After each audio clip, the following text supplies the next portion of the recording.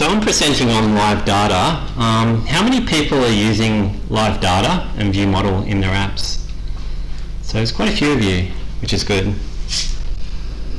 So back in I/O 17, which I actually went, Google released these two small components. One was live data, which has a simple purpose of not notifying your views if they're not present, and also the view model, which is pretty much survives a configuration change. So if you're doing an API call, it still survives and you can get the data. So in my opinion, during I/O, these were probably two of the most useful things that Google released. I think that year they also introduced Room, which was a big improvement over the normal SQLite database. But in the industry, we have other alternatives like requery and Realm, but we didn't have anything like live data or view model out there. So last year I thought, okay, it got released, it was 12 months after release, and I thought, okay, we should start using this. It's got some really good benefits. We already had an existing solution in place, which I'll talk about later, but we wanted to use live data in a way that it integrated with our RxJava code and made things fairly simple. So we have a heavy investment in RxJava too. We know that coroutines is the new thing, but we wanted to leverage that investment and integrate easily. So like any app, we wanted to do an API call, start a spinner, stop the spinner, and then display the result. So that's really pretty much your bread and butter of any UI app or even web app.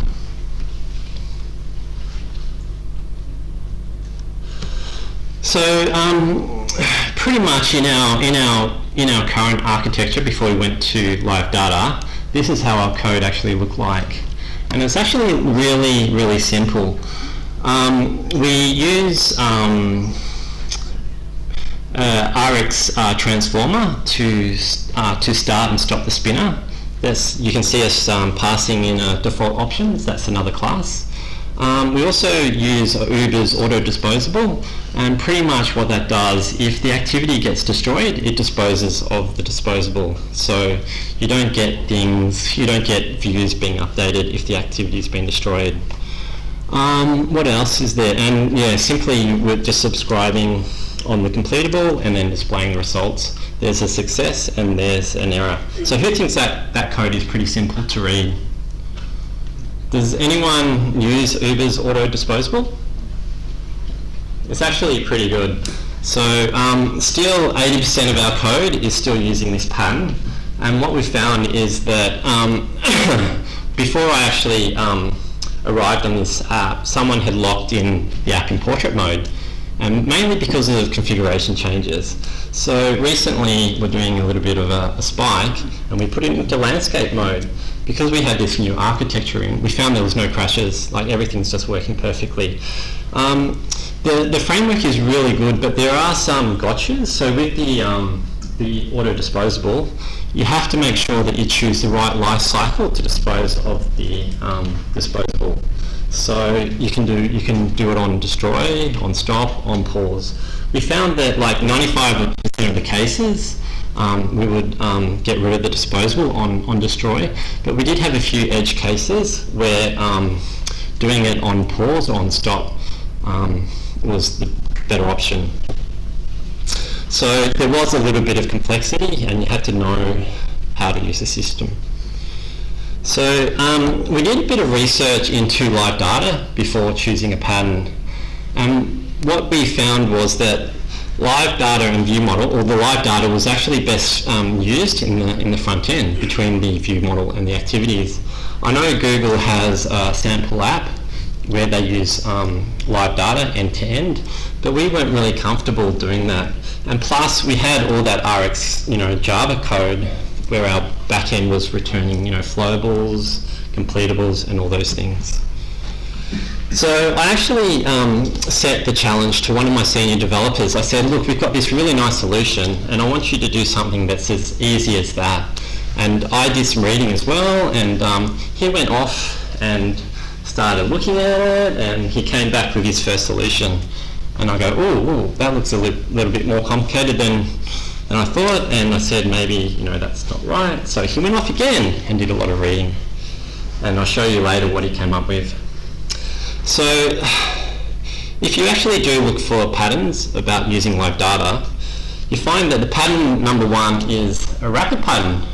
So you take the data and you pretty much just wrapper it with an error message and a status. And that status could be loading, could be an error message, or what's the other one? Or success. A lot of things do that. I think even retrofit actually has a wrapper. It can return a response, and then you can just get the HTTP code and things like that. So this is what it actually looks like. There's a live data. It's wrapping a boolean with a resource. So you've only got one single object. That's one of the advantages. The big disadvantages is you're encapsulating behaviour with data. I don't think that's a really good thing. The second pattern that we saw out there was pretty much having three separate live datas. So having a live data for data, having a live data for loading, and having a live data for error. And it's a very simple pattern, but it does have a few cons about it. Like I said, it's really easy to implement. You don't have to create an extra class.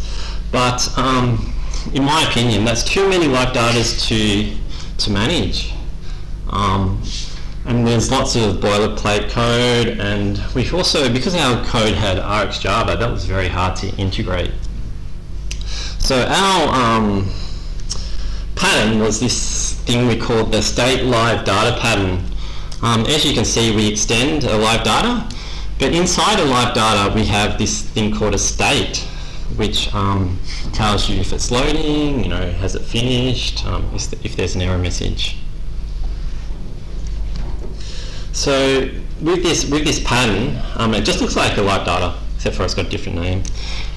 We are separating all the concerns, and it has really good integration with RxJava, which I'll show you later. I guess the cons is we have our own framework. Now we have a live data inside a live data, which sounds a bit weird. And like I said, it's a customized live data. So when you look at all the three patterns out there, our pattern is the only solution that can solve all of these issues. So with the live data, with your screen, if you get an error and it shows up on the screen, and then you rotate the screen, do you want that error showing up again? And our answer was no. The user's already seen that. They don't want to see an error twice, right? The answer is yes. Because rotating the screen shouldn't make any difference from the user perspective. What is seen before rotation should be exactly what it is after rotation. No, they've already seen this. Because otherwise rotation makes some discrepancy. They've already seen the error. They've already said okay, and then you rotate it, and then you show up the error again, and they have to do okay again. That's not good. But I mean, if in your solution, the error will disappear. What I needed. Yep. I need to see. That's okay. I respect your opinion, but if that's what you want to do in your solution, then that's what you can do. But with the data, right, you do want to show that data. If you've already loaded a list, you want to show that list again. So, has anyone heard of the single live data class? So Google actually has a class for this solution. So pretty much they use an atomic boolean to see if that item's been displayed. So pretty much we took that single live data class and then just changed it a little bit. We had to basically do some checks around the threading to when to post the data. So this is pretty much what the state live data looks like. You've got the event live data inside it, and then you have the three states which you're interested in, and that's loading, success, and error. Pretty much your bread and butter. So if you look into our into our view model, you can see that we're actually passing in a completable. And when we get that completable, the first thing we do is we post the loading. So we emit the loading state, and when it's successful, we also emit the success state. And if there's an error, we post to the error. So that's pretty much it. That's all the things that we need to worry about in our view model. So pretty much we create an extension function, so you can pass in a live data, and when that live data is passed in, then we actually post onto the method and start retrieving the data from the API, and then doing all the spinner stuff.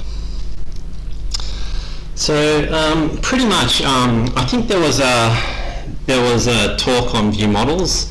Was it the last meetup? And the guy said that your view models start getting really, really big, and that can be an issue. So with this pattern, our view models are tiny, and this is what a typical view model looks like. We're not using a dependency injection, but you can inject your managers or whatever services, whatever you call. So pretty much we're loading all the bills from the manager, and we're actually subscribing to the live data. And that's all that is. So if you think what's happening here is you're loading the data, we're initiating the loading spinner. When it completes, we're stopping the spinner, and then we're posting the data.